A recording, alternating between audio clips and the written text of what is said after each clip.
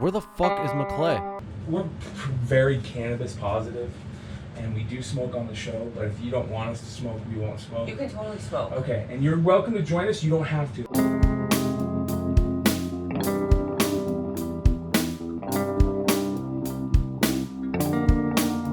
Yes. One more time. All right, I'll do Take it. 2. The Bogcast, episode 104, Ashley-Rose. Awesome. Am I higher? It's right next to the road. Do you need the shout outs or anything like that? Or Yeah.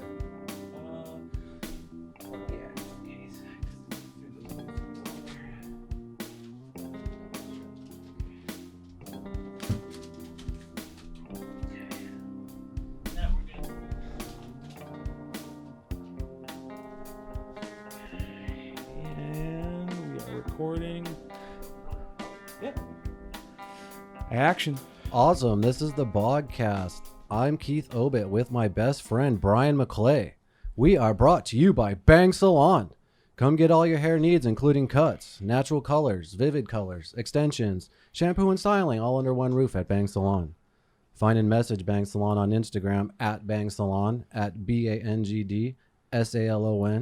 Use promo code Bogcast. for 20% off your first visit. So come on down and get banged by Jordan. But if you really try to bang her, I'll fucking kill you. Cool.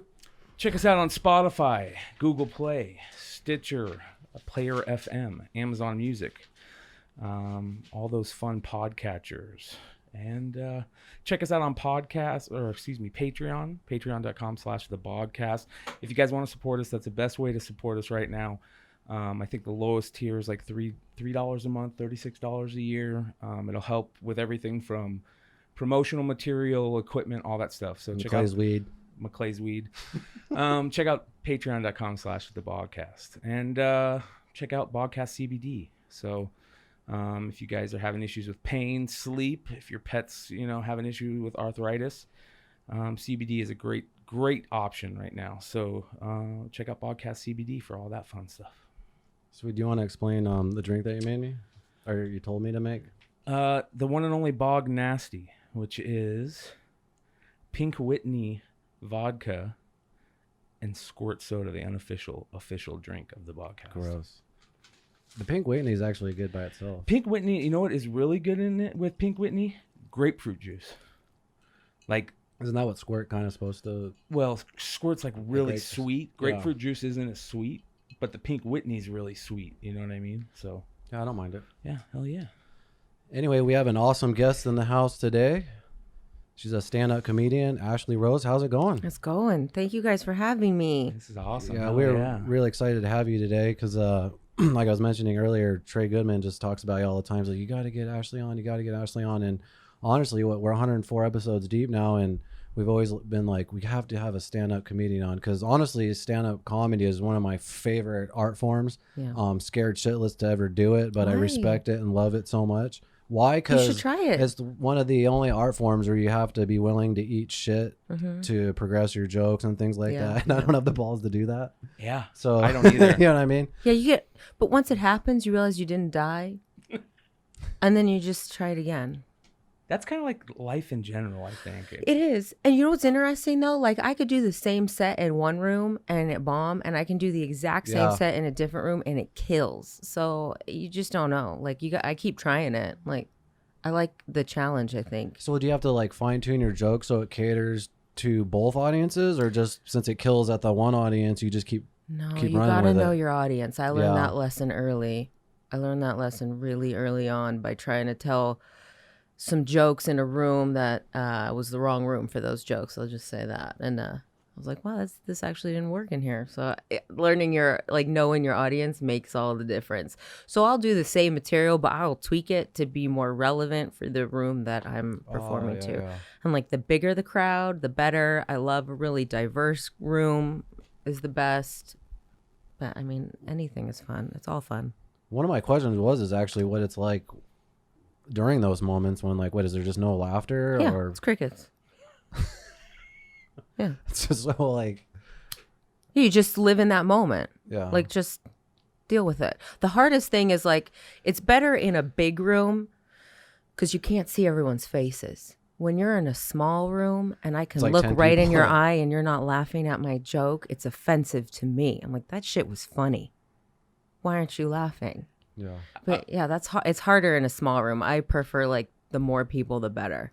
It's funny, no matter how hard we try to break away from that primate mind, there's those little things that still just anger us, whether it's not laughing at my joke that I think is funny or, just like out of nowhere, it sets you off. And we just can't get away from that no matter what. Yeah. I'll be like, this killed last week. What is wrong with you guys? Clearly you're the problem. Yeah, fucking A. Not me.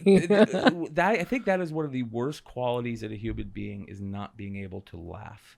Like, especially if the person is one of those people. Well, if you're at a stand-up show, I mean, especially, that's what I was getting. Like, if you're the type of person also that, I hate those type of people that like get on their high horse everywhere, including a stand-up comedy club. Dude, there's always one.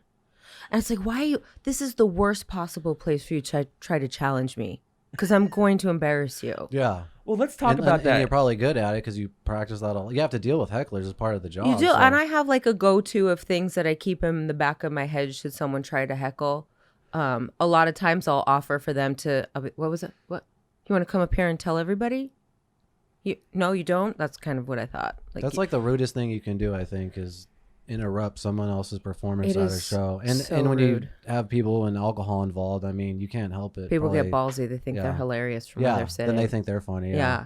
It is rude. And for all the hecklers out there who are watching, you should know that stand-up comedy is an art, right? Like it's like acting or anything else. And we have a set that we've worked to write and memorize and get the cadence and, just the rhythm of it. And when you interrupt that, it would literally be like interrupting an actor in the middle of their scene or something like that. Or even a song. Or Yeah. anything like and then you have to like get back on track and It's it's a so rhythm. hard. It is. You got to get the audience back. It 'cause kills was- the vibe. Yeah. Yep. The audience. Like if you can roast whoever is heckling you and then you'll get the audience behind you and then everyone turns on the heckler. But it's just the rudest thing. It's so there is It's like, not shut one the fuck comedian. up. Yeah, not one comedian appreciates it. And There- some are better than others at like ripping apart a heckler. I was gonna say Yeah, like there's Andrew got to be. Schultz. Yeah, I love Andrew Schultz when they're fucking with Andrew. Like he's one of my favorite comedians to watch a heckler fuck with him just because of how. Anyways, I would love to hear like if comedians have like a game that they play, like there's how like baseball, they call that inside baseball, you know, like there's got to be like a game. Okay, if there's a heckler, this is the game we're playing tonight. Does anything ever like that come up? Like, or there's a comedian, or yourself. Or maybe you that- see a heckler from the previous set and you're like, fuck, I got to deal with this guy. Sometimes that happens if they're messing with somebody and you're like, I only got one of those in the audience. But I don't know. I always have something in the back of my mind. And I know it's not so much a game, but I know some of my comedy peers, they will get to the show early and watch everybody as they're coming in so they can like have ammo. Yeah, cool, kind of cool. study the Asshole. crowd. well, you would get good at that because you're working crowds every night. Yep. So no matter who you are, whether you're a comedian, you're a self-help speaker, if you're working crowds every night, you're going to get good at reading people, especially because a lot of people forget that comedy, a large portion of comedy is crowd work. Yeah. I'm not great at crowd work. I like to perform to the crowd. I mean, I admit like I could do better with crowd work. And I was actually talking to one of my friends about that the other day. Like, I need some pointers to get better at crowd work because I don't want to mess with you. I want to get up there and do the stuff that I've worked hard to write. You shouldn't have to have crowd work as part of your act. You know what I mean? Some comics will go up and No, I know. literally that's all they'll do. Yeah, I know exactly. That is their whole shtick. And it's funny. Yeah. They're good No, at it. I like it. That's their lane. But what I'm saying is you don't have to. No. Yeah. You don't have to. I don't like to. I don't appreciate the sets when they just come up and just do the Do their set from the thing. beginning to end, whether Yeah. it's, the 10-minute, 20, full 45 or whatever. Yep. Me too. Anytime someone heckles, I'm like, ugh, I cringe when I'm watching somebody else. Like, how's this going to play out? It doesn't ever end well for the heckler, I'll tell you that. Have you ever seen it end well for a heckler? Never, Once? not Never. once. Because they get thrown out, right, usually? Or If it escalates too far, they will. Yeah, but not usually not. No. I mean, there's warnings like at the beginning of shows, like no heckling, but someone's always going to open their mouth. Well, let me ask you this then. If you're sitting in the front row, you're pretty much going to be butt of some of the jokes some of the time, right? Sometimes, yeah. All of the time. Because I sat at least once in that night. I sat in the front row at Comedy Store, and I knew I was like, I'm going to get ripped on like a motherfucker. What room were you in the Comedy Store? The main room. The main room? Yeah. I've done the belly room upstairs. They were calling me a guy that worked at fucking, I don't know, Tilted Kilt that kidnapped my girlfriend and shit. And they were just going off. And I was like, I told you this was going to happen. Sometimes. I didn't care. I actually loved it. But I have a rule But don't sit in the front row if you don't want to get fucking ripped on. I have a rule, and that's what I have the same rule, but it's not because I think I'm going to get ripped on. I know being a large person in the front row, I'm going to catch shit about. I don't care about it, but I don't like when the spotlight's on me. So my rule when I go to a comedy club is sit in the far back as possible. Well, part of the reason why that happens is when you're on stage. I don't know if you've ever performed on a stage before. You can't see anything. The lights block everything. Right. Yeah. You can only see like the first few people in front of you. So that's part of it too, where you guys are the only ones that we can see. Oh, yeah, I see, yeah. It's too dark. Like the room is too dark, but the lights are shining right in your eyes. You can't see anything else besides the first, like 1 or 2 rows deep. So where'd you start your comedy career? It was an accident, actually, getting into stand-up. I didn't even try. I wasn't aspiring to be a comedian. I'd only been doing stand-up since 2017. And if you told me prior to that I would be doing stand-up, I would have said, you're full of shit. There's no way. I used to be a really shy kid. I wasn't ever interested in it. Or I was always funny, like in the group, the funny one. But I didn't ever think it was going to happen. And sometime around like 2016, I started getting ballsy, and I was making like videos on my cell phone complaining about whatever was happening at the moment. One of those early videos, I don't know if you guys remember Unilad, that channel Unilad. It was a big channel like back then on Facebook. They would just share a lot of random videos, reposting stuff. Yes. They snagged one of my videos and it went viral. It had like 30 million hits. I didn't shit. even know about it. Someone told me, hey, your video's on Unilad and it's getting all these hits. And I got like thousands of friend requests as a result. In those friend requests were like other comics. There were some actors, producers. Trey Goodman was in there. Just people in the industry. A bunch of bookers were in there. Like I got all these friend requests. I tried to be really selective of who I was accepting the friend request for. So then because I was making these videos that were funny in nature, people started saying, hey, do you do stand-up? You want to get booked on a show? And that scared the shit out of me. I mean, I could talk into my phone and edit it 1,000 times until I get it right and post a video, but I'd never performed live before. That wasn't even something I was thinking about. But then the seed was planted and I'm like, oh God, should I do this? And I had reached out to some of the comics who sent me friend requests and I'm like, how do you write a joke? I don't even know how to do this. So a couple comedy mentors stepped in for me and helped me write my first set. And I tried an open mic night and didn't tell anybody. Like it took a while. It took many months for me to get the balls together to go do that. Usually it's the opposite. What's that? Usually I hear horror stories about people going, I'm going to go do my first set. You guys all need to come.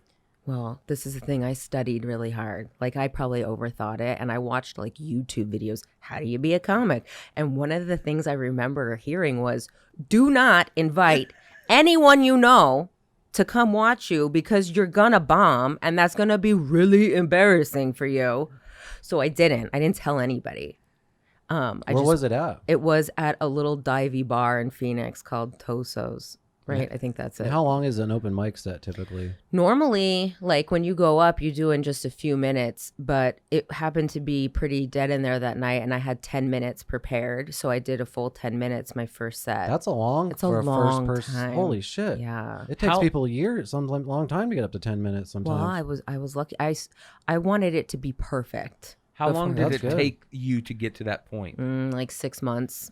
By the time the seed was planted and the time... Sorry. I should respeak. How long did it take you from getting your set to practicing it to getting on stage? Like till you had the set? Once I felt like I had the set, I practiced it for months.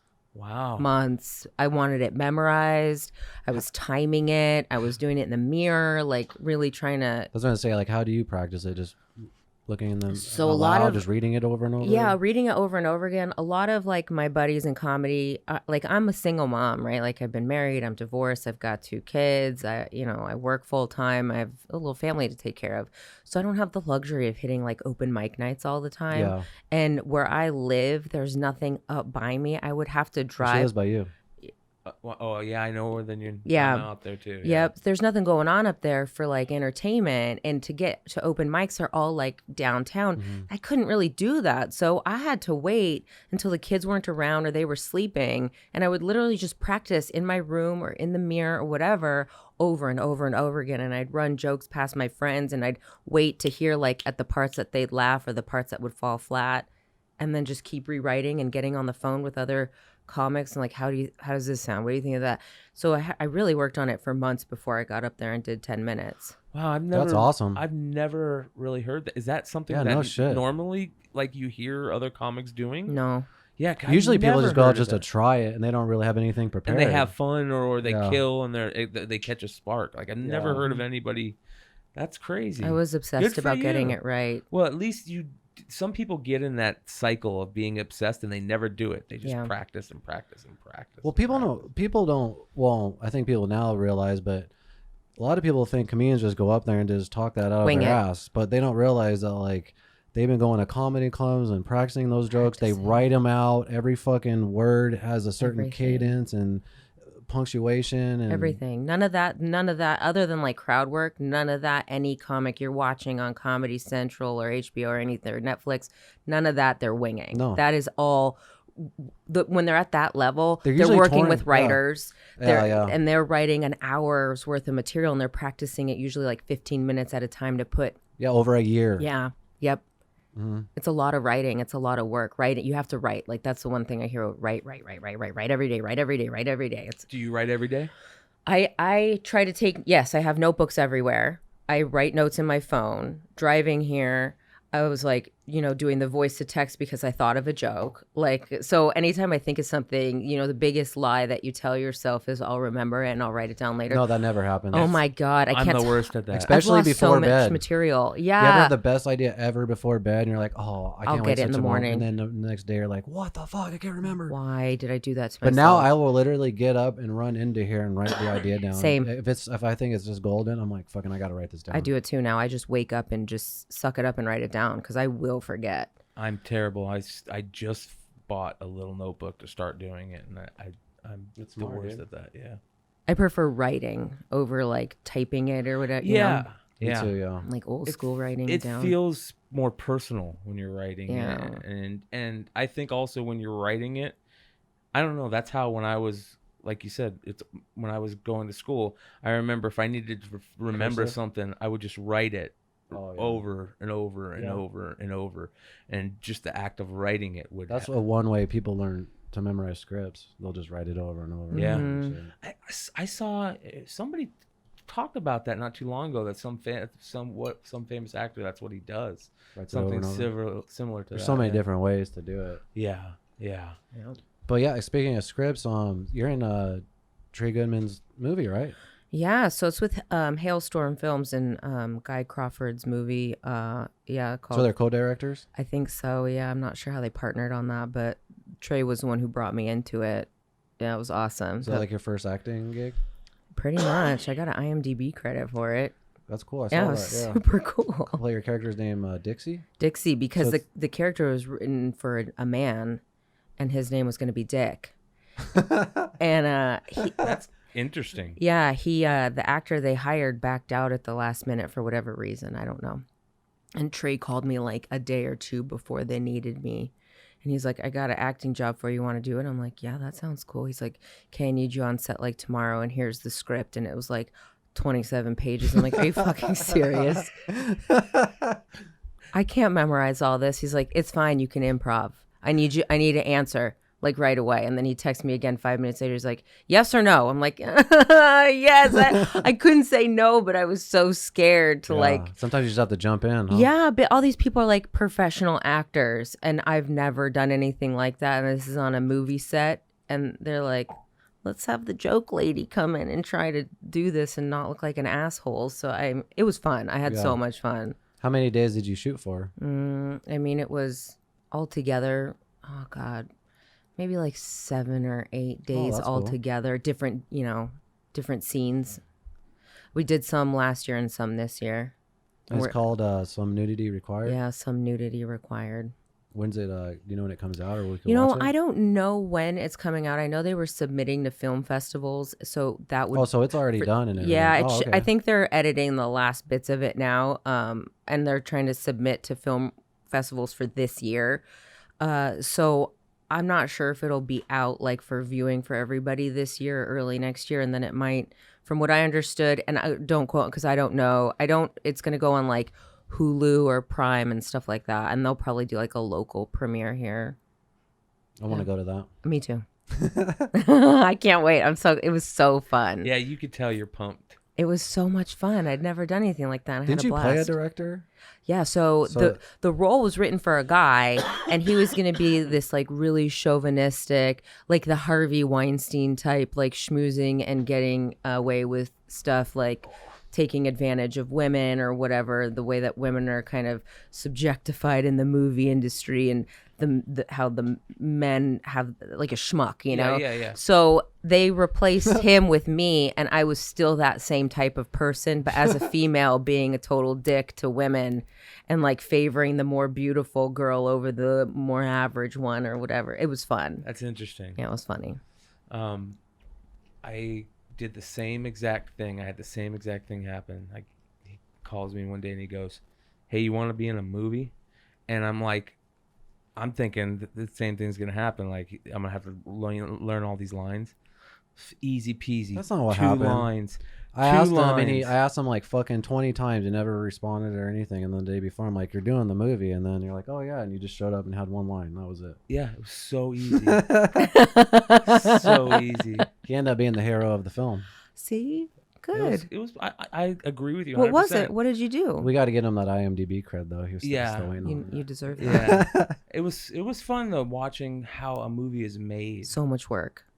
Yeah, but it was like almost kind of like watching, like, and this is gonna sound really cheesy, but like a game being played. You know what I mean? Like there, like a dance. Like there was moves and Totally. It was really, even in a smaller production, shit that I never thought I would see. I thought like he's learning like how to go back to one, and then if he had a prop, so he'd have to get the prop back. You know what I mean? There's all those little things. You don't think it was about cool that watching shit. him like figure all that stuff out. I was a noob too. Like I didn't know any of it, and I kept hearing, we'll fix it in post. We'll fix it in post. We'll fix that's it a funny joke. Yeah. all day long. Yeah, take another take, different angle. Walk like this. Turn your shoulders like that. It's so much work, and I have a new appreciation when I watch anything on TV or film now because I know. Well, if there's a scene where a character goes from like just one door to the other, it's like, oh, that took about 2 hours to shoot and light and set up. The lighting changes for every angle. Yeah, it's unbelievable. Here's the other thing, and I get on, we talk to quite a few actors on the show, and one of the things that we always talk about is the fact that I wouldn't be able to handle not being able to separate yourself anymore from watching a movie, because most actors, when they watch a movie, they just analyze the acting. They don't even watch the movie, Mm-hmm. And you're talking about me bitching about Tenet.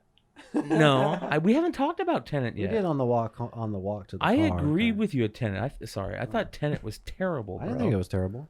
I did. Oh. I don't know what that is. Oh, it's a movie.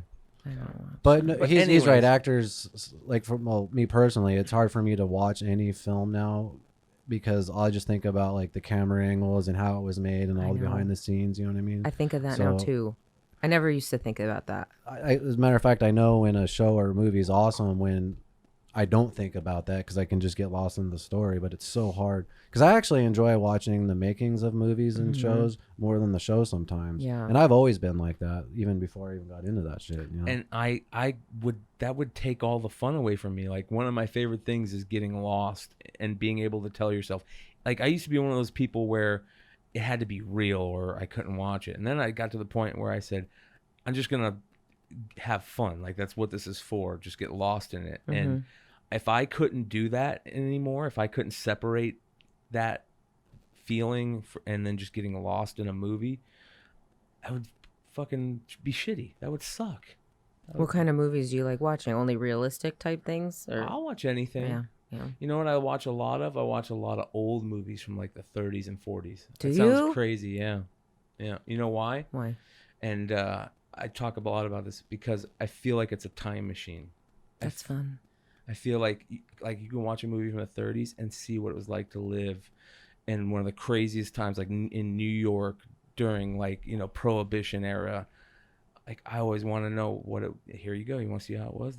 We can see it right here. Yeah. I actually like current movies that are timepieces like that are, you know, something that's supposed to be in the 50s or 40s. I love watching how they recreate. Have you seen that show, Miss Maisel? The Marvelous Mrs. Maisel, one of my favorites. Really? Is That's it good? such a fantastic show. Yeah. It's so well done, and everything is so spot on. I'd love to hear what comedians think about like the comedian shows. I know that they talk a lot about what's that one show with Tom Hanks, the comedy show with Tom Hanks, the TV show. I don't know. And like old school comedians would always talk about like making fun of that movie because it didn't make sense. I always want to know what that is. I forget what it was called. It's a really famous show about stand-up comedians with Tom Hanks and Sally Field. I don't remember. All right, I'm gonna go crazy. Do you know who this guy is? Stephen Wright? I know the name. Oh no, he's one of the he's one of my favorite. He's one of your favorite comics of all time. Who are some of your favorites? So I only have a couple females that I think are hysterical. I love Ali Wong and I love Michelle Wolf. I think they're so funny and smart. I love Tom Segura. He's one of my favorites. And Louis C.K. Louis C.K. is one of my favorites. Oh my God, he's a genius. And Dave Chappelle, of course, you can't not say him. John Mulaney, I love him too. John Mulaney was really hard for me to like, but once I found out like what his like comedy was like, you kind of figure out his angle. Yeah, it's really smart. He's so smart. Yeah. He used to write for Saturday Night Live. He's so funny. I actually got to see Louis C.K. at the Comedy Store. It was pretty dope. Did you? He came out as a surprise act. Oh God, and I would die. His act was so crazy, and then his very last joke was so nuts. He actually like finished the set just going, "I'm never gonna use that joke again," because everyone was like, "What the fuck?" But then the next weekend, I woke up on Sunday and I saw that he had done a monologue for Saturday Night Live, and it was actually the same shit he had done at the Comedy Store in LA the week before. He was like practicing. He was probably trying out. Yeah. And so, but as soon as like the lady came out, she's like, "You guys ready for this?" Louis C.K. And we were front row, and we were like, "What the fuck? Holy shit!" Like it was fucking amazing. That's amazing. Because he's like his show and his comedy is just like. He's so smart. He's so smart. I love hearing how other comics like view things and their take on it and how they can twist the ordinary stuff into something that's just genius. Yeah. That's why podcasts are so fucking great. I love podcasts. Do you listen to comedians' podcasts? Some of it, like Tom Segura and his wife. Your Mama's House? Your Mom's House. Oh my God, that's so funny. I do listen to that one a lot. Yeah. Like a lot. I love Christina P. She's great. She's awesome. Yeah. And I love her with Dr. Drew. Yeah. They're so funny. Yeah, I remember one of the first times he came on there, and like he was like, "What the fuck?" I love how they just torture this poor proper man with like this disgusting material. It's so funny to me. Yeah, but he goes with it. Yeah, that's why Dr. Drew's. I think Dr. Drew's cool as shit. He is. He wants to be on Rogan so bad. He hasn't been on Rogan? No, he talks about it. He always talks to Cigar and all those podcasts that he goes on. He's like, yeah, Rogan doesn't like me because of some like thoughts that he had on cannabis and shit like that. So he thinks like Joe Rogan doesn't like him and shit. It's funny. But he tries so hard to get on Rogan. Yeah. It's funny. I saw Rogan at the Comedy Store last time I was there. I saw him that same show of Louis C.K. I saw him, Joey Diaz, Louis C.K. I didn't get to see him perform. I was upstairs in the belly room, but I saw him in passing. Have you performed there? Twice. That's badass. Yeah. In the belly room? In the belly room. Oh, wow. Yeah. That's sick. That's fucking legendary. It is. I was starstruck just being there. Oh, yeah. Yeah. Damn. I wonder what's gonna happen with the Comedy Store. I don't know. I follow them on Instagram. It looks like the patio's open. Yeah.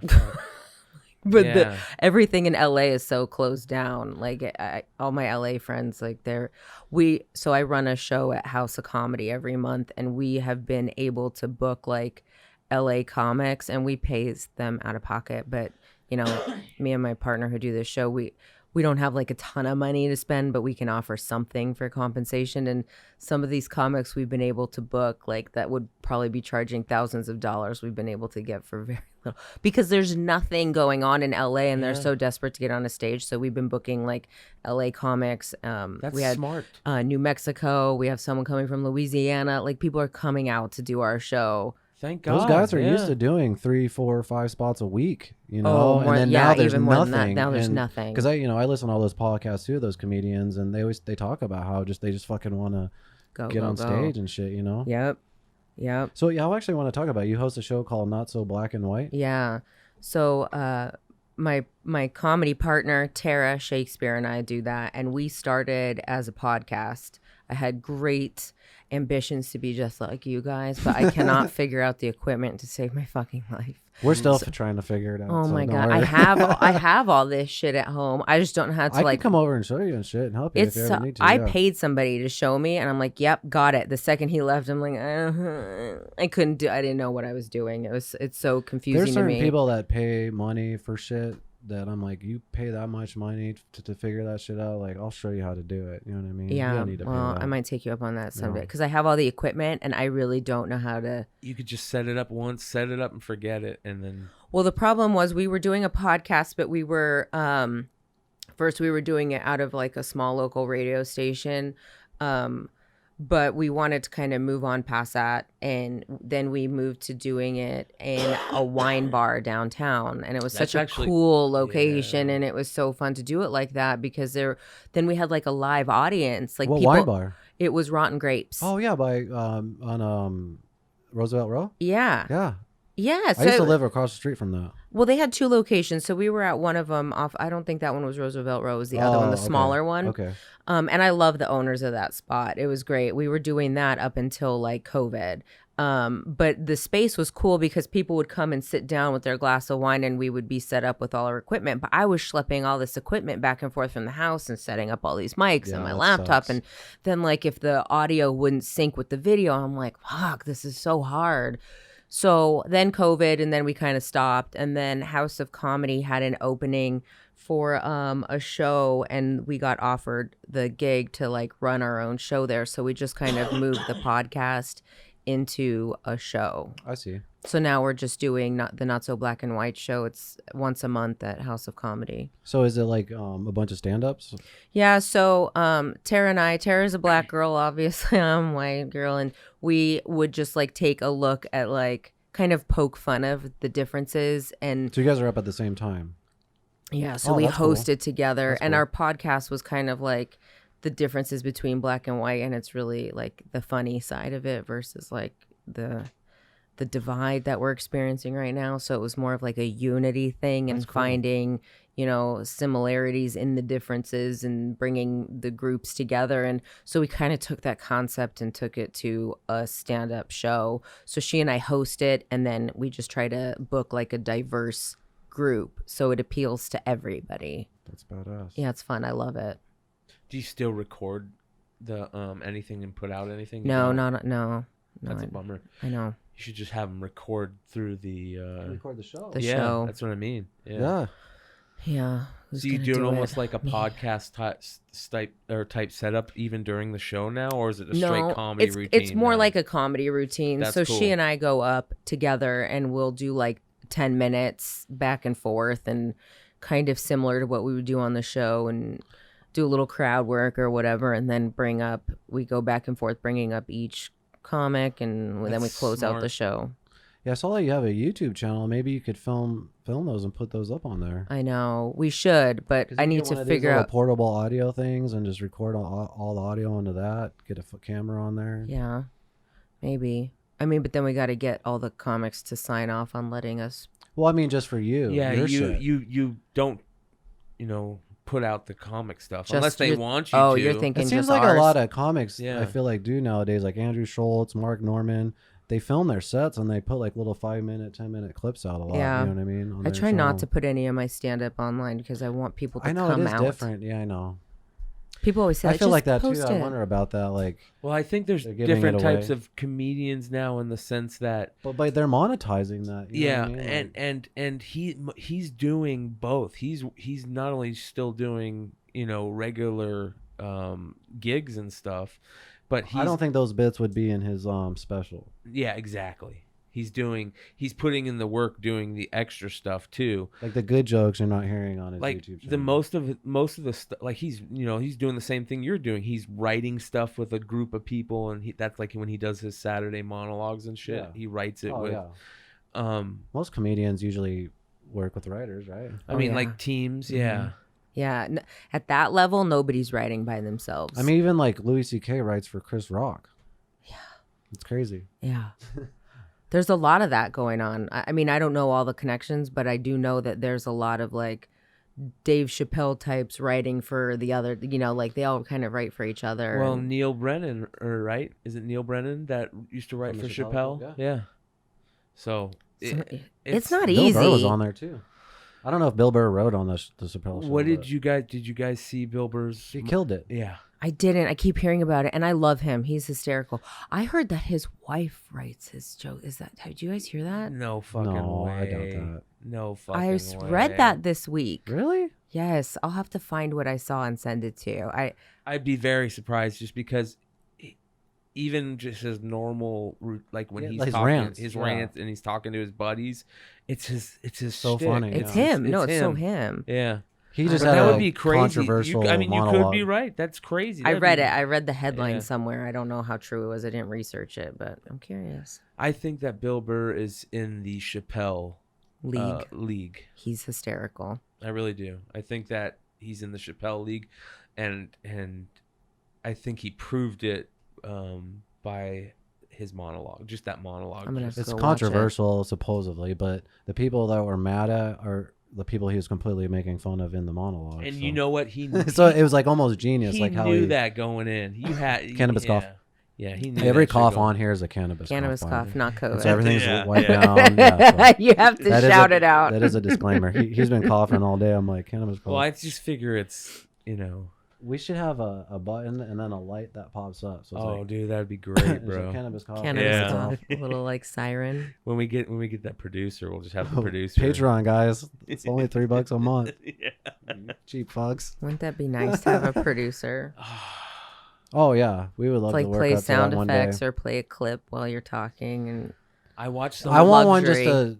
to have someone just to edit, because editing the podcast is so it's, hard. It's not. Well, it's hard at first. I've done it so much that I know how to do it now, but it's just so tedious and so Yes. boring. It's not like I'm editing this epic fucking film. It's a podcast of just people talking back. You know what I mean? I mean, sometimes it's fun because I get to hear the conversation again. I get to laugh and stuff. You know what I mean? But it's not like this, epic editing or anything. It's just, Right. so it'd be awesome to have someone just to edit all our shit.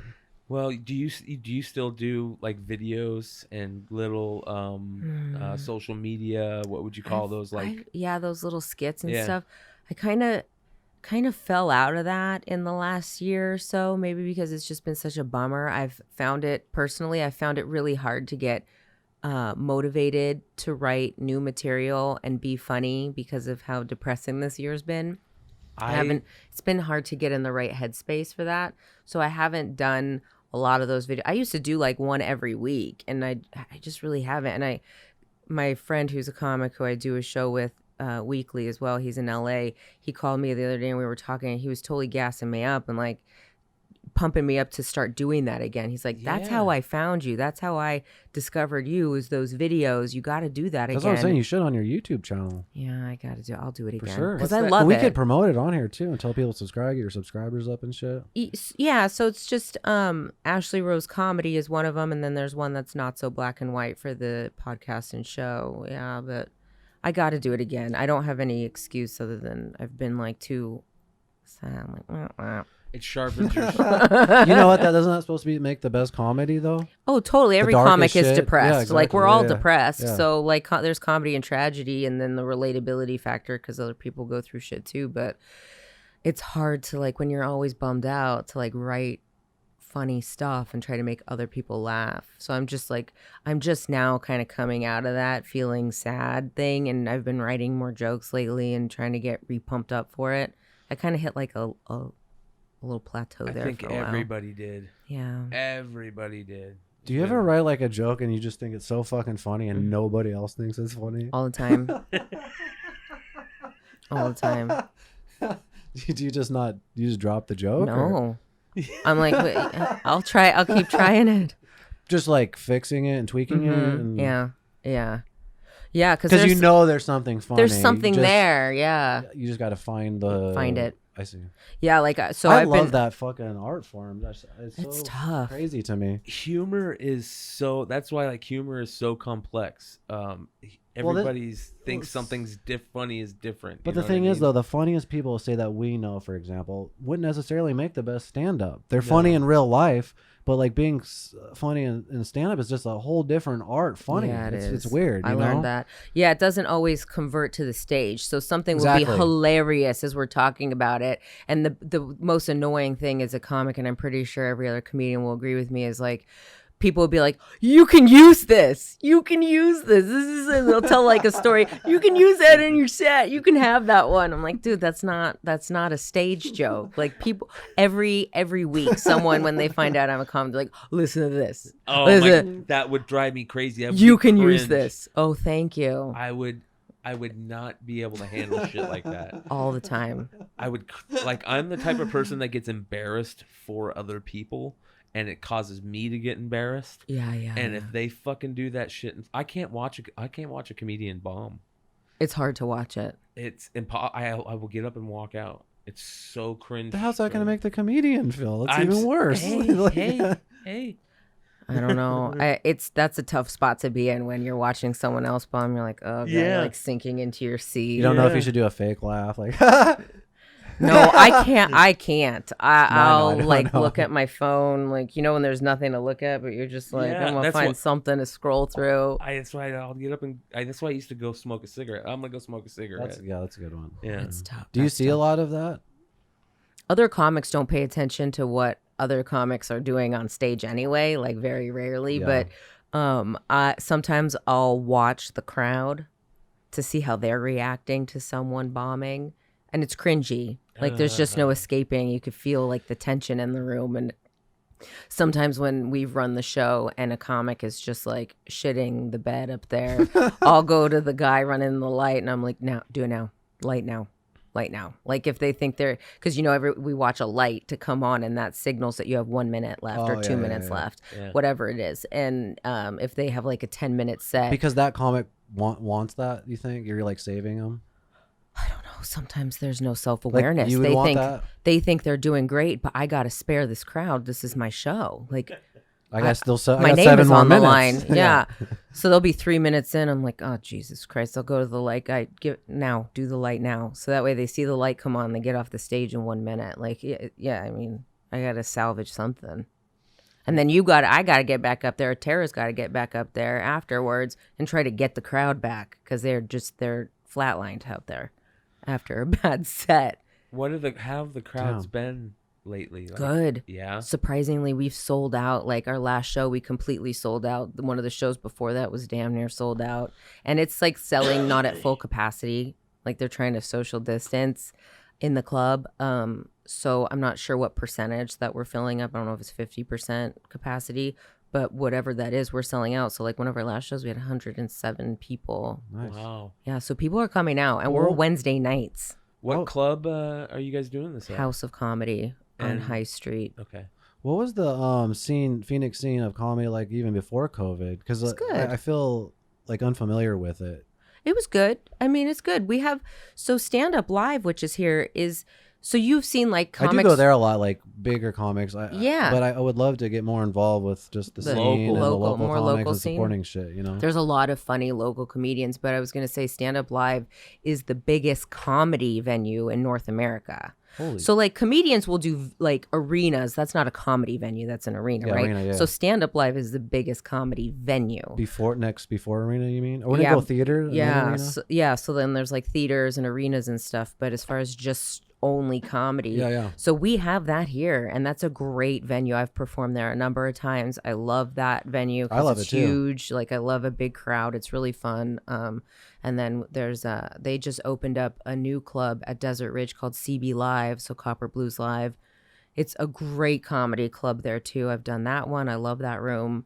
And then there's smaller ones too. Like there's Stir Crazy at Westgate. It's a smaller room. I've done that a ton of times. That's awesome. I love that spot. And then the House of Comedy, which we host at every month, is I don't know. I think when they're selling at full capacity, that's probably 200-300 people maybe fit in there. What's High Street like? Is that place? I mean, before COVID, what was that High Street area like? It's cute. There's like restaurants and shops, and then there's the comedy club there. There's a speakeasy over there. It's cool. It's a good little area. Is there a lot of people like walking around, and there's like a scene like throughout the whole thing? Because it's really weird. Like, have you ever been over in that area? Where's this at? It's over like on the 101. North? Deer Valley and Tatum. Yeah. Oh yeah. And it's like this, almost like. Oh, they made it look like a neighborhood, like in a downtown city in like Chicago, or New York, with like the way the shops are set up, and it's like a little street. It's a little street, and they have clubs and there's apartments over shops, top, and there's apartments over top, and it's really kind of weird because it's at first it was in the middle of nowhere. Yeah, it was kind of weird being out there, and I remember going to that club one time. Or I don't know if it was that club or there was I think it was has that club always been there? I don't think it was original there, so I don't know what was there before. Okay. Because I remember going to see a show there for the first time I went there, and it was like weird. It was kind of weird. But I could see it being cool if people are like walking around and the people who live there turn it into like a little community, you know, like we don't have that here in Arizona where people can go to their little grocery store that's underneath them. Right. It feels very LA over there. Yes, that's what it feels like. Yeah. It's cute. It's a cute little area, and it's still going on. Like a lot of those restaurants are still open, and the shops are open, the club is open. Yeah. I mean, do you ever do comedy at like a bowling alley or like non-comedy divey places? bars? Yeah, places, I've done that. Yeah. Like private parties and shit. Have I done it? I've been offered a private party, but I think it conflicted with something. A bowling alley just seems shitty. I don't think I've done a bowling alley. Yeah, that would kind of be. I've heard Joey Diaz talk about stories doing bowling alleys and shit. Have you done like divey bars and stuff? They're all They fun. just have a comedy night or something. Yeah.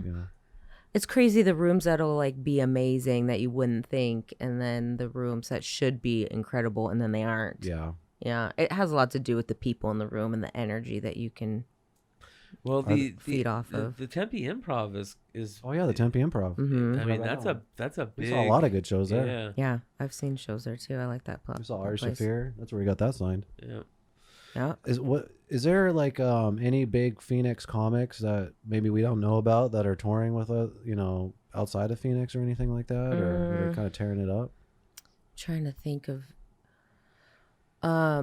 There is one Phoenix comic who has moved on to LA. Well, there's a couple of them. Like Michael Longfellow is one who was here and now he's in LA and he's doing big things. And then I do a weeknight little podcast with a comedian friend of mine. His name's Terrence Delane. He was here and now he's in LA, and he's done he's worked with Kevin Hart. He's done Heart of the City. He's been on Comedy Central, BET, True TV. Like he's doing really well. And he was here in Phoenix, and That's now awesome. he's in LA. I love hearing people from Phoenix just doing bigger things, Yeah, I mean, it's easy to be a big deal in Phoenix because this isn't like a huge comedy scene. Like, and then you go to LA and you're a nobody. That's how it is with the acting scene too. And like, everyone thinks they're a big deal here, but then when you go to LA and talk about it, they're like, Phoenix has an acting scene? What? Yeah. they don't even know. They don't even know. Yeah. But there's a lot of studios and stuff here. I hear it's like cheaper to produce here than it is in LA. So yeah, we just don't have, we talked about before, we just don't have the tax incentives to shoot the feature films here, so it's more like just commercials and independent films and shit like that. Yeah. Wow. But everything's kind of at a standstill with the COVID shit. I The same know. thing with the film industry is the same as, the stand-up. It's such a bummer. I'm so over this shit. Yeah, I think we were all kind of hoping that it would be changed by the end of the year, and fuck, man, it just keeps getting worse. It's like the next day that you wake up, it's just another story. Another story. I know. I purposely don't watch the news. Same. I haven't watched the news in 10 years. I don't ever. But my brother lives with me right now, and my brother has gotten caught up in it again, and is just like, and I have to tell him, I don't watch the news for a reason. I don't want to know about any of this stuff. Like, Because then it gets in your head, and then it's hard to shake that. yes, And it bums you out. yes, I don't want that negativity. yeah. But the hard part is that with all the restrictions, and life is not what it is never gonna be what that again. I know. But one of the great things is how great YouTube and social media has become. That's why, like, I know. and anybody that has any aspirations, of doing something should be using social media. Totally. It's such a powerful tool. It's crazy. I know. I got to get back into the cadence I was in before because everyone's so entertained by stuff online. Yeah. I have to take advantage of that. Yeah. I love the fact that we can now, somebody in another country is watching us talk about Phoenix. Yeah. I love that. I love that there's people that anybody can do that, all you need is a fucking phone. I know. And that's it. It's amazing. No, I love it too. Yeah. Podcasting is fun. How long have you guys been doing this? A year. We started February of 2019. Okay. What inspired it? Why did you want to do it? Well, he's been talking about starting a podcast for about the last 10 years. And then in 2016, pretty much fucked up my life for the previous 5 years, and I finally got my shit together, and I was living with him, and I decided to get my old band back together, and that just could turn into this big, huge fucking nightmare because, we're not these young kids anymore. Everyone's got families and kids and shit. We're trying to record this album and shit. So, because I've always been into music and bands and stuff like that. So, once that didn't work out, I was just fucking had this void of like, I needed something. So I was like, McClay, why don't we just fucking start this goddamn podcast? You know what I mean? And yeah. We could just talk to, all of our cool friends who are doing all these cool things and, get other people on that we don't know, shed a spotlight on Phoenix, So honestly, it's just to fill this void of not being in a band. And selfishly, I get to learn from the guests that we have because we have a lot of actors and filmmakers on and stuff. I get to hang with him once a week and shit. So, yeah. Just a creative outlet. I was just going to say it fills that creative outlet. Yeah. I always have to be doing something creative. I get that. I totally get it. So, and it's fun. It is fun. I had the most fun, even more maybe than stand-up, doing podcasting. Yeah. I just really, really love it. Because we meet all kinds of, cool people and shit. And Yep. I think that's one of the best parts is the people that we meet and learning about what's going on. Because honestly, like, it'd be really nice to put a spotlight on Phoenix, on whatever, anybody that's doing anything cool here. Yep. It'd be nice to there be a place for that to happen, and if we could do that, that'd be dope. it's not like anyone's like waiting for my next hit album that I'm gonna like. No one cares about my music shit, but Don't at least say that. with this, like, we could actually do something I think more beneficial and positive at the same time. It sure is a good time. Podcasting is very popular right now, so it's good. Yeah, it does feel like kind of lame in that aspect of it because Well, it's not everyone lame. and their fucking mom has a podcast now. you Yeah, know? but that doesn't mean their content is good. Trey told me a long time ago, content is king. Yep, He's I was right. just gonna say that. Yeah. He's right.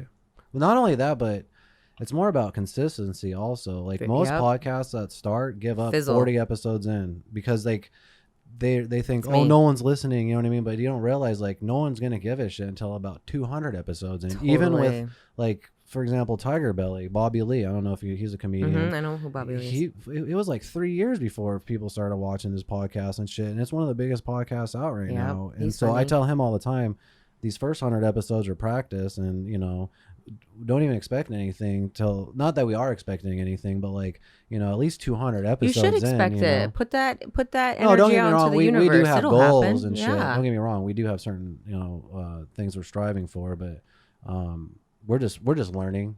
Yeah. Well, then have me back if these are just practice episodes. That's the point. I don't mean it like that. I'm kidding. I mean it like we're learning from kidding. every episode. I mean, you should look back at the first 20. They just... Yeah, this is morphed. It went from being like we were sitting on those shitty chairs. We got hemorrhoids, and then fucking,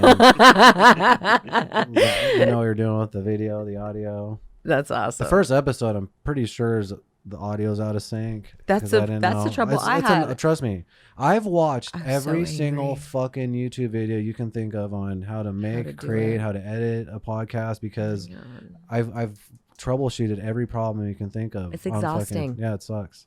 He knows, because I would fucking want to drive on oncoming traffic. He actually bought and built me this computer that could send you to Mars just to make my editing easier for me, because I was doing on this shitty laptop right here. Editing is a bitch. It's the worst part. I had a photography business for like a decade, and getting out and shooting was fun. Editing, I wanted to rip my eyes out. Yeah. Because that's not like really the artistic part of it. No, it's the technical part. Yeah. And we're artsy fartsy. We're not technical. Yeah. Yep. You enjoy doing it. Creating. Yeah. That's almost like a homework aspect. Like this podcast would be way better if all we had to worry about was the conversation. I didn't have to worry about hitting record or doing any of the audio. You know what I mean? Yeah. And someone else edit it. That would be awesome. That would be awesome. To work up to that point. Yeah. That would be... We just show up, talk, that's it. Yeah. Some other asshole edits it. Look at what Rogan's doing. I mean... That's what I'm saying. Just like, those guys. And he's doing really well with that. Like, he's making a lot of money. Oh, yeah. Hell yeah. Yeah. I think he's making more than what they think or what they're saying he's making. Yeah, I mean, you just have to pay attention to all the sponsors. That's what's paying the bills, really. Like, he's got a lot of sponsorship. It's not just the Spotify deal. Yeah, he's got a fuckload of sponsors. Mm-hmm. Yep. One of his biggest sponsors is fucking Cash App. That's the dude that owns Twitter. Jack Dorsey. Yeah, he owns the Cash App too, or whatever. I'm a little pissed at Twitter and Facebook and shit, because I feel like they've kind of got caught. They got caught not being what they were supposed to be, which is like they're filtering like people. Like comedians can't be comedians anymore. No, posts get taken down all the time now. Do you ever get banned? No, here's the thing. I stay I'm very Switzerland on social media. Super neutral. Smart. Super neutral. I don't express any political or religious opinions on social media one way or the other. You know what will happen as soon as you do? People automatically, just because of their opinion, will hate you. And that's not good for the art. You know what I mean? So, like, I'll have a personal conversation with somebody if they can talk and not be a dick, but I don't post anything because there's so much ugliness. For sure. It's really ugly out there right now, and I don't want to deal with any of that. Because here's the reality is, all that ugliness and that back and forth, nobody's fucking changing their mind anyway. We talk about that all the time. No one's reading a post and going, he's right, I'm changing my vote now. No. So it'll never happen. Could you imagine? Oh, okay. Since you called me a fucking asshole, dick face, I guess I'm going to vote for the other party now. Yeah. It's not going to ever happen. Yeah. Like, that just won't, that's not reality. So why waste the energy? Because I've done that where I've gotten freaking heated. I'm going to have a stroke fighting with people on the internet. I'm like, stop. You don't even know the guy? No. No, you just see something and I feel triggered, and then you're like angry. Oh, yeah. And then you get nowhere, and I'm like having heart palpitations. And I'm like, what for? Nobody just changed their mind. I don't even know this person. And I don't ever engage in that, but I love when other people go at it, and I'm taking my morning shit, and I'm just like, this is good drama. Oh, it's so good. Yeah. I'll get into the inner conversations in like ha couple. Yeah. Sometimes I gotta chime in because I feel like, I got a good zinger. I gotta get this. Do you ever like you see it and then you type a good zinger and then you're like, and then you just don't. Occasionally, I do that a lot. sometimes. And Like, I'll depending just- on my mood, I don't know. Sometimes I'm like, boop, send. Let's see where this goes today. I realize I should never comment on social media before my first weed sesh. I was just about to say Because when I wake up and I take a shit, I'll be like, "Fuck this motherfucker," and I'll do it, and I'll smoke with you. Like, why did I do any of that? Because I would never have done that. Yeah. So why, you know? I've found out that like that goes along not just for like getting on social media. That goes along for a lot of stuff. Like your first weed sesh makes everything better. Oh yeah, Yeah. Just everything. I'm trying to say it makes me nicer. I know, dude. Takes the edge off. I've learned, and I've told Keith this, I've learned really quickly in the last couple of years that this adult world is full of a ton of 40-year-old babies. Babies. They are babies. Yeah. They are. Everyone's so sensitive. They want to be coddled, and when you don't coddle them, it's like, That's him. It's He's talking about himself. no, I'm not. you like to be coddled. Fuck Yeah, no. he likes to be coddled. I deal with Coddler, that. mhm. I deal with that constantly, and it. He needs to be coddled. Yeah, we all need a little coddling. He always does. You know this. what? He We turns should his start shit a on me. coddling business where like you could hire someone to come over and coddle. What is coddling? Like when you have to be so gentle Yes. and pet your delicate ego and Yeah. fragile sensitivities. Yes. Yeah, right. You're right on, bro. You are so right. Oh, that is so nice. I am so sorry I upset you. You are perfect. That is But perfect. It's the truth. There's a lot of There's a lot of babies. So first of all, he said the same statement like 3 or 4 weeks ago, but it was only pertaining to the comic book world. Now you're saying it pertaining to the entire world. The entire Yeah, world. That's a big jump. Yeah, because I'm learning that it's just the human race. It is. There's a lot of sensitive people in the audience at And a show there's- too that get butt You know when hurt. you're like a little kid and you think of adults, you're like, wow, they're so grown up. No, they don't know what And they're then doing. now we're adults, you're like, Babies. no one's grown up. It's exactly the same. Like Yeah. it's the same drama and bullshit. 100%. Nobody knows how to. Everybody's got to be a keyboard warrior, Mm-hmm. but as soon as somebody gets to have a conversation, the fucking problem gets solved most of the time. Like 9 times out of 10. Yeah, if you can make it that far, people usually chicken out. And unfriend you and Yeah. block you before you can even. God, Like I feel I like had $1 for every time I got Yeah. blocked.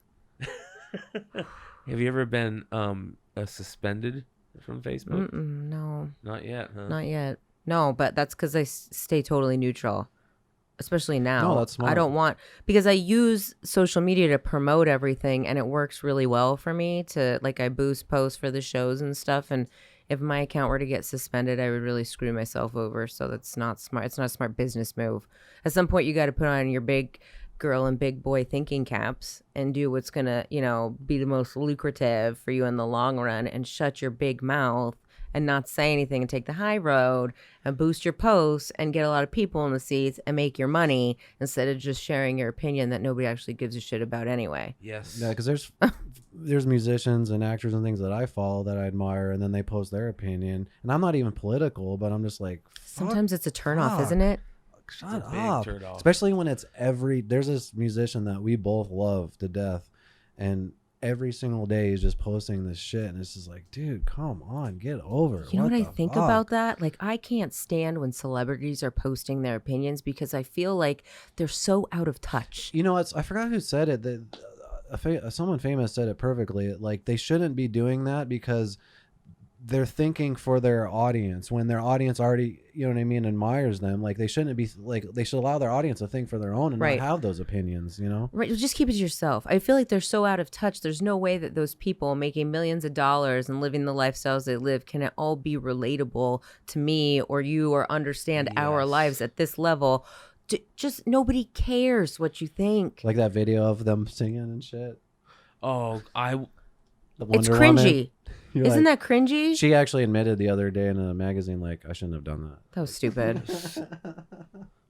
we should have fucking made the funniest fucking joke out of that. It's like a spoof. Well, a lot of people Yeah. did. Yeah. Oh, I hate when I've unfollowed. Not like they're my friends. I've unfollowed a lot of celebrities lately, like almost all of them. I just can't listen to it. I don't want to hear it. I don't think that they're relatable or smart or clever or anything. I think they're acting like a puppet, and I don't want to hear it. Yeah, I just don't want out to of hear it. touch. Yeah, you're out of touch. You don't even know what you're talking about. Yeah. I love I love when you hear people who don't have to worry about anything telling how the lower or middle class lives. Right. This is what you should do. What do you know about what I should do? Yeah, come hang out with me for a couple months and fucking. Yeah, no, we don't have anyone to do our laundry. We do it. Yeah. The horror. Yeah. Out of touch. I saw that you have one of your new shows coming up, or not new show, but your show coming up at the end of the month, right? Yeah, so we're doing a Halloween themed show this year. So you can dress up? Or this month. We are going to dress up. What are you gonna be? Well, it's kind of a surprise. Me and Tara are doing something together. Like we're teaming up to put our costumes Trying to get together. him to dress up as Tiger King. Oh my god. He won't do it. Either Tiger King or I know you've seen what's that lady's name that murdered her husband? Carol Baskin. You know her husband, but have you ever seen the picture of when they dress up as cats and the husband's in a leotard? You guys should do that together. I feel No, like just you him. should be Tiger King and he should dress up as Carol Baskin with the little flower halo and stuff. Oh my god, that would be adorable. You know, this is funny because it's the first time I'm hearing about this. Him telling. Oh, he hasn't. He's been thinking told me about this, it, he's but been- he hasn't. I ordered Yeah, him the it's awesome. costume. That's great. He's fucked. Hey guys, what are you gonna do? Like A you gonna do special episode? Halloween episode for our Patreon members only. We only have 2, but it's $3 a month. And if you want to see him dressed up as Tiger King, this is an exclusive. Well, I'm gonna join Patreon if you're dressing up It's as only Tiger King. $3 a month, I can handle that. and then he's gonna hand out candy. We're gonna have a special musical guest, J. Raj. Cool. I'm down for that. Yeah. Sweet. That'd be fantastic. That's a great costume idea. Yeah, we're making. I think that's everybody gonna be dress actually up. probably the #1 costume though this year for sure. Tiger King. It has to be. Because there's usually one pop cultural thing that happens during the year that's a very popular. That was it. There's only one of those and always a new comic book character. For example, like last year, Harley Quinn because of the movie was Yeah. big. God, Was it last year or everybody the year was- before that? Everybody was that. Yeah, exactly. That's what I'm saying. Like everyone's usually like a couple characters. Yeah, I feel like she's popular every year. Well, I mean, ever since the Suicide Squad version, Yeah. that version of her. Yeah. Well, you even see the older version of her too, which is Yeah. crazy. Yeah. That's Anyway. a great idea. That's like the greatest So- night of all time for men. Halloween. Yeah, Why? because every woman out there, it's like the get Dressed like a whore. yes. Yeah. It's the like the night like you get a free pass. Yep. Just to fucking Whore it what? up. Whore it Yeah. up. Yep. So anyway, the show you could dress up as Halloween. Yeah, so we're dressing up and we're encouraging the audience to dress up too, as we're gonna give away prizes for the best costume. I don't know if anyone's gonna do it or not, but we'll be in costume. That's Yeah, exciting. yeah. And then I'm doing another show at House Comedy on the 4th too. I'll be on someone else's show. That's November 4th. yeah. November 4th, Sweet. yep. Awesome. Do you have any like social medias or anything you want to Yeah. plug? Or? Social media is Ashley Rose or Ashley Rose Comedy on Instagram and Facebook and YouTube. I'll put links up and shit. Yeah, that's it, really. Oh, yeah. Do you wanna go? yeah. Remember to check out patreon.com/thebogcast. Clay's ripped. Yeah, fuck yeah. Do you even remember the shout outs? No, the shout outs are different from me every fucking show. It's like just You don't know what the shout outs are. You just make them up. yeah, I know, that's what I'm saying. So check out patreon.com/thebogcast. Check out the new show on Tales from the Flip Side, Comic Book Women. Is it out? Yeah, it's out. We the first they have third episode will be this Tuesday. It's on Tuesday night, 6 p.m. Pacific time, 9 p.m. Eastern. Yeah, check it out. Really, really good show. Yeah, shout out to Trey Goodman. Trey Yeah. at Thanks, GCM Trey. Media. Yeah. Yep. Trey's hooking up all the awesome guests. So Yeah, shout out to Kurt Nermy too. Good luck. He won't hear this till after the show, but good luck. Oh, he told me to tell you guys hi. I'm Oh, glad yeah. you said that. Yeah. are you going to a show tonight? No. We didn't get tickets in time, so we're hoping Trey No. has a couple that pop up. No, it's a school night for me. Oh yeah. Yeah. Yeah, so shout out to Trey Goodman. You're doing great. Who else? I can't think of anybody else, bro, right now. Bogcastcbd.com. Bogcastcbd.com, yes. Shout out to Mellow by Design. Mellow by Design has partnered with us to do bogcastcbd.com for 100% all natural organic CBD. Great stuff for pain relief. If you guys have arthritis pain or helps nerve pain, stuff like that. Sleep, if you're having problems sleeping, they have this great CBD stuff for sleep. Plus, if your pet is having issues, they have pet drops, which are amazing. I give Abby drops every dish. So, yeah. Shout out to bogcastcbd.com and Mellow by Design. Sweet. Awesome. Well, we just want to thank you for coming on the show. Thank you guys for having me. Welcome back anytime you want. If you have an event you want to promote, Okay. or Yeah, this is awesome. fucking. I'll be back. And as a matter of fact, we've been wanting stand-ups to come on for so long. So Well, if you have I will introduce friends you. that you want to come on to promote some shit, we would love to talk to whoever. So Easy. we would love to put a spotlight on Comedy this scene. comedy scene here in Phoenix. It's pretty good. There's a lot of talent. I will So- definitely introduce you. That would be awesome. Yep. Well, yeah, thanks for coming to the episode. Yeah, it's right by you. These chairs are awesome. I know, right? This The is best. great. Yeah, used to be those. Yep, That's a fucking bummer. Still got hemorrhoids from that shit. And that is a wrap on episode 104 of the Bogcast. Cannabis Golf.